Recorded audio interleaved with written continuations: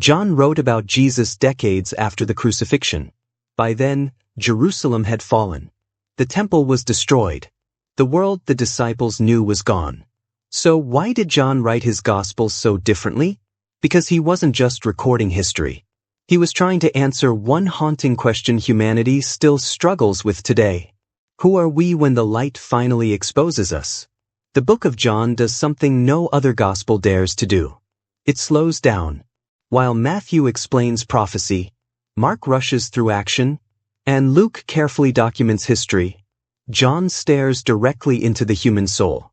And hidden inside his gospel is a pattern most people never notice. Again and again, people stand face to face with Jesus, and somehow still fail to recognize him. A religious expert, a broken woman at a well, a grieving sister, a blind man, even his own followers. It's almost unsettling. How can people look directly at truth and still miss it? But maybe that's the point. Because the book of John was never just written about them. It was written about us. And one hidden detail changes everything. The Gospel of John is unlike anything in the ancient world. It wasn't written immediately after Jesus' death. Most scholars believe it came decades later, when the surviving eyewitnesses were old men, when persecution was spreading, and when entire churches were beginning to wrestle with doubt, fear, and confusion. Jerusalem had already been destroyed by Rome. The temple was gone. For many believers, it felt like the world itself had collapsed. And that's when John writes his gospel, not as a simple biography, but almost like a carefully crafted revelation. Every conversation means something deeper. Every miracle points to something hidden beneath the surface. And there's one detail most people miss. John never calls Jesus' miracles miracles. He calls them signs. That becomes incredibly important later, because John isn't just asking whether Jesus can do impossible things. He's asking whether people can truly see what those signs mean.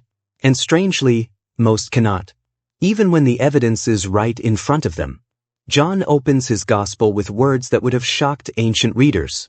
In the beginning. Not in Bethlehem. Not in Nazareth. Not in a manger. John begins before creation itself. The language echoes Genesis deliberately. In the beginning was the Word. The Greek word John uses is logos. To Jewish readers, it meant divine wisdom. To Greek philosophers, it meant the rational force behind the universe itself. John takes both ideas and does something explosive. The Word became flesh. Not an abstract force. Not distant energy. A person. Suddenly, the entire gospel becomes about collision. The infinite entering the finite. Light entering darkness. Truth entering denial. And then John says something haunting. The light shines in the darkness, and the darkness has not overcome it. At first, this sounds poetic. But as the story unfolds, it becomes psychological. Because darkness in John isn't just evil. It's resistance, avoidance, fear of exposure. And honestly, that feels painfully modern. People today drown in information, yet still feel spiritually lost. We scroll endlessly, yet avoid silence. We know more than any generation in history, but somehow understand ourselves less. John saw this tension 2,000 years ago. We talk a lot about fearing darkness. But honestly, I think a lot of people fear light more. Because light forces you to see things you were managing to avoid. Sometimes, we fear light even more. Because light reveals things. And this is where the story becomes deeply personal. One of the most fascinating scenes in John happens quietly. No crowds. No miracles. No dramatic music. Just a man walking through Jerusalem at night. His name is Nicodemus. Pharisee. A scholar. A respected religious authority. From the outside, he appears successful. But John includes one tiny detail. He came to Jesus at night. That detail matters. In John's Gospel, night often symbolizes spiritual confusion. Nicodemus knows the scriptures. He understands religion. But internally, something feels unresolved. And maybe that's why this scene feels timeless. Because some of the most spiritually exhausted people are not rebellious people. They're high-functioning people. People who appear stable. successful, disciplined, yet quietly restless. Nicodemus asks Jesus questions carefully, almost defensively. And then Jesus says something that sounds impossible. You must be born again. Nicodemus immediately misunderstands him, because throughout John's Gospel, people constantly interpret Jesus physically while he speaks spiritually. That pattern repeats again and again, and it reveals something uncomfortable about human psychology. We often reduce deep truths into manageable categories, because transformation is terrifying. Being born again isn't merely religious language here. It's identity collapse. It means the old self cannot carry you anymore. And Nicodemus leaves confused. No dramatic ending. No immediate conversion. Just silence. But later, John quietly reveals that Nicodemus returns. And that matters more than people realize. Because John understands something profound. And I actually love that John leaves the story unresolved for a while. Nicodemus doesn't suddenly become a superhero of faith overnight. He's confused, curious, hesitant, which honestly feels a lot more real. Then suddenly, the gospel shifts completely. From a respected male scholar to an isolated Samaritan woman drawing water alone. The contrast is intentional. Everything about this encounter breaks social expectations. Jews avoided Samaritans. Men rarely spoke publicly to women this way. Religious leaders avoided people with damaged reputations. But Jesus walks directly into the discomfort. And John wants you to notice that. John quietly mentions that she comes at noon. Middle of the day. Heat everywhere. And honestly, people usually fetched water earlier. Together. Which probably tells you something about how alone she had become. But probably because she wanted to avoid people. Ancient villages were relational ecosystems. Everyone knew everyone. And somehow, this woman became an outsider inside her own town. Then Jesus asks her for water. Simple words, but emotionally massive. Because people who feel ashamed often expect rejection before conversation even begins. And then Jesus says, "If you knew who was speaking to you," that line changes the entire scene. The real issue isn't water. It's recognition. Does she understand who stands before her? At first, no. She sees a tired Jewish traveler. Then a prophet. Then something more. Slowly, her vision changes. And this becomes one of John's biggest themes. Spiritual awakening often happens gradually. Not through pressure. Not through performance. But through encounter. And then comes one of the most emotional moments in the gospel. Jesus reveals details about her life she never mentioned. Not to humiliate her. To show he already sees her completely. And still stays. That tension is deeply human. Most people fear being fully known. Because we assume exposure leads to rejection. But John presents the opposite possibility. Maybe that's why this scene still hits people emotionally. The idea that someone could know the worst parts of you. And not walk away. And what happens next changes everything. The woman runs back to the village. The isolated outcast becomes the messenger. The person everyone avoided suddenly becomes the reason an entire town listens. John loves reversals like this. Because in his gospel, brokenness often becomes the doorway to transformation. Most readers know John contains famous miracles. Water into wine. Walking on water. Feeding thousands. Raising Lazarus. But remember, John calls them signs. That changes everything. A sign points beyond itself. And each sign in John reveals a deeper layer of identity. Water into wine isn't just abundance. It symbolizes transformation. Healing the blind man isn't merely medical. It's about spiritual sight. Feeding the 5,000 isn't merely generosity. It's about humanity's deeper hunger. And strangely, after almost every sign, conflict increases. That's important, because evidence alone rarely changes people. Human beings interpret reality through fear, pride, trauma, expectation. John understood this long before modern psychology existed. Two people can witness the same event and walk away with opposite conclusions. Some saw signs and believed. Others saw the same signs and wanted Jesus killed. That's terrifyingly realistic. And maybe that's why John still feels so modern. Then John tells one of the most cinematic stories in the Bible. A man blind from birth sits on the edge of society. Invisible. Ignored. People debate theology around him as if he's not even there. Who sinned? They ask. Notice the assumption. People wanted suffering to make logical sense. They wanted blame. But Jesus completely reframes the conversation. Then comes the healing. Water. Silence. And suddenly, the man can see. But this is where the story becomes shocking. The physical miracle happens early. The emotional fallout becomes the real story. The religious leaders interrogate him repeatedly. His parents become afraid. The healed man becomes socially dangerous. Because once someone truly sees, they become difficult to control. And John flips the entire narrative upside down. The blind man gains sight. The sighted leaders reveal blindness. That irony sits at the center of the gospel. People often assume spiritual blindness belongs to immoral people. John suggests something more unsettling. Sometimes certainty itself creates blindness, especially when ego becomes attached to being right. And honestly, history proves this repeatedly. Then comes the emotional center of John's gospel. Lazarus. By this point, tension surrounds Jesus everywhere he goes. Danger grows. Opposition grows. And then his friend dies. What makes this story powerful is not merely resurrection. It's delay. Jesus intentionally waits before arriving. And that creates emotional confusion. Mary and Martha both ask the same painful question. Where were you?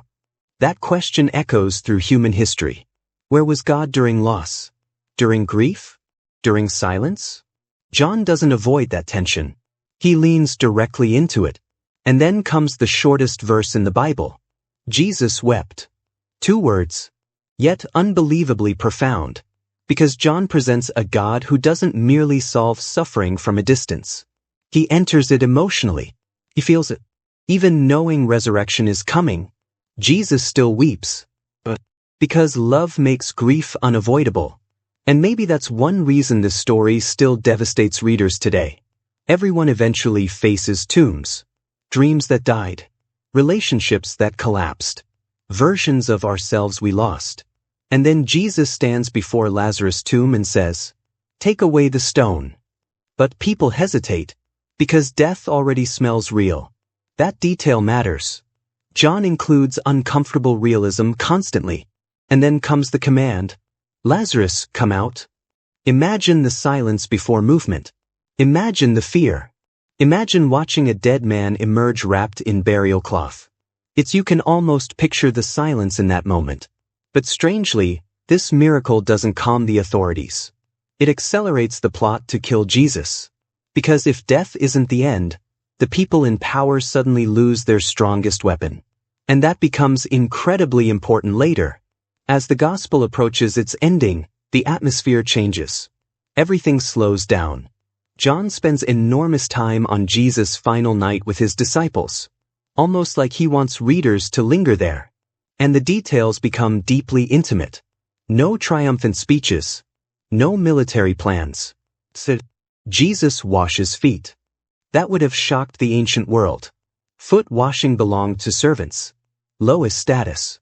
Lowest role. Yet John places this scene at the emotional center of leadership. Power kneeling. Strength serving. And Peter resists immediately.